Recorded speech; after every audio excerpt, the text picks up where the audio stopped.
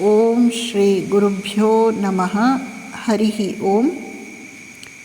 ಒಬ್ಬ ಭಕ್ತ ಶ್ರೀಮಾತೆಯವರನ್ನು ಪ್ರಶ್ನಿಸುತ್ತಾನೆ, ಅಮ್ಮ, ಮನುಷ್ಯನ ನಿಜವಾದ ಸ್ವರೂಪಕ್ಕೂ ದೇವರಿಗೂ ಏನು ವ್ಯತ್ಯಾಸ?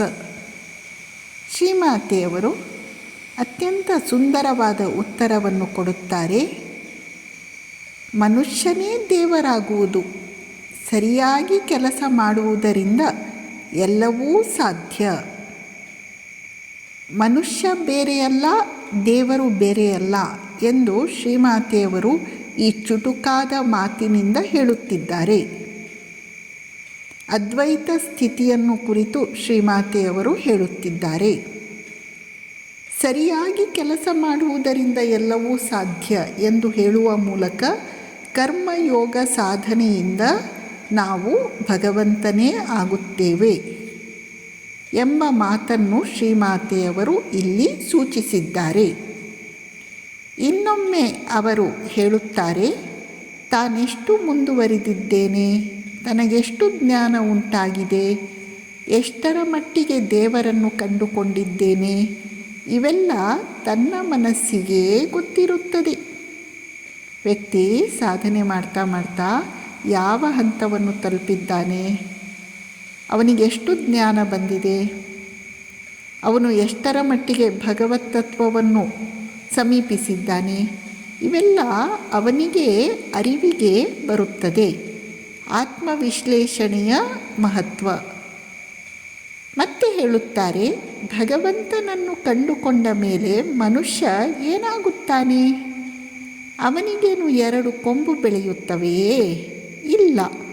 ಅವನು ಯಾವುದು ಸತ್ಯ ಯಾವುದು ಅಸತ್ಯ ಎಂಬುದನ್ನು ತಿಳಿದುಕೊಳ್ಳುತ್ತಾನೆ, ಎಚ್ಚೆತ್ತುಕೊಳ್ಳುತ್ತಾನೆ, ಜನನ ಮರಣಗಳಿಂದ ಪಾರಾಗುತ್ತಾನೆ, ತನ್ನಲ್ಲೇ ಭಗವಂತನನ್ನು ಕಂಡುಕೊಳ್ಳುತ್ತಾನೆ. ಹೀಗಲ್ಲದೆ ಇನ್ನು ಹೇಗೆ ಭಗವಂತನನ್ನು ಕಾಣಲು ಸಾಧ್ಯ? ತನಗಾಗಿ ಹಂಬಲಿಸುವವರನ್ನು ಬಿಟ್ಟರೆ ಭಗವಂತ ಇನ್ನಾರೊಂದಿಗೆ ಮಾತನಾಡಿದ್ದಾನೆ? ಭಕ್ತ ಭಗವಂತನನ್ನು ತನ್ನಲ್ಲಿಯೇ ಕಾಣುತ್ತಾನೆ, ಅವನೊಂದಿಗೆ ಮಾತನಾಡುತ್ತಾನೆ, ತನ್ನಲ್ಲಿಯೇ ಅವನೊಂದಿಗೆ ಸಂಬಂಧವನ್ನು ಬೆಳೆಸಿಕೊಳ್ಳುತ್ತಾನೆ. ಸುಂದರವಾದ ಮಾತು. ಸಾಧನೆ ಮಾಡಿ ಸಾಕ್ಷಾತ್ಕಾರ ಪಡೆದುಕೊಂಡಾಗ ಏನಾಗುತ್ತದೆ? ಮತ್ತೇನೂ ಆಗಲ್ಲ. ವಿವೇಕ ಪ್ರಜ್ಞೆ ಜಾಗೃತವಾಗುತ್ತದೆ, ಜ್ಞಾನ ನೇತ್ರಗಳು ತೆರೆಯುತ್ತವೆ. ಈ ವಿವೇಕ ಪ್ರಜ್ಞೆ ಜಾಗೃತವಾಗುವಿಕೆ ಅದೇ ಮನುಷ್ಯ ಜೀವನದ ಎಲ್ಲಕ್ಕಿಂತ ದೊಡ್ಡ ಅಚೀವ್ಮೆಂಟ್.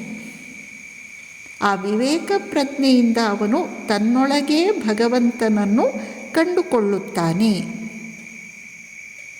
ಸಾಕ್ಷಾತ್ಕಾರವು ದೊರೆತಾಗ ಏನಾಗುತ್ತದೆ ಎಂದು ಬೇರೆ ಬೇರೆ ಶಾಸ್ತ್ರಗಳು, ಬೇರೆ ಬೇರೆ ಗ್ರಂಥಗಳು, ಬೇರೆ ಬೇರೆ ಮಹಾತ್ಮರು ಬೇರೆ ಬೇರೆ ರೀತಿಯಾಗಿ ವಿವರಿಸಿ ಹೇಳಿದ್ದಾರೆ.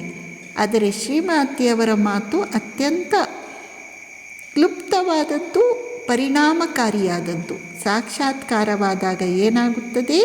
ವಿವೇಕ ಪ್ರಜ್ಞೆ ಲಭಿಸುತ್ತದೆ. ನಮಸ್ಕಾರ.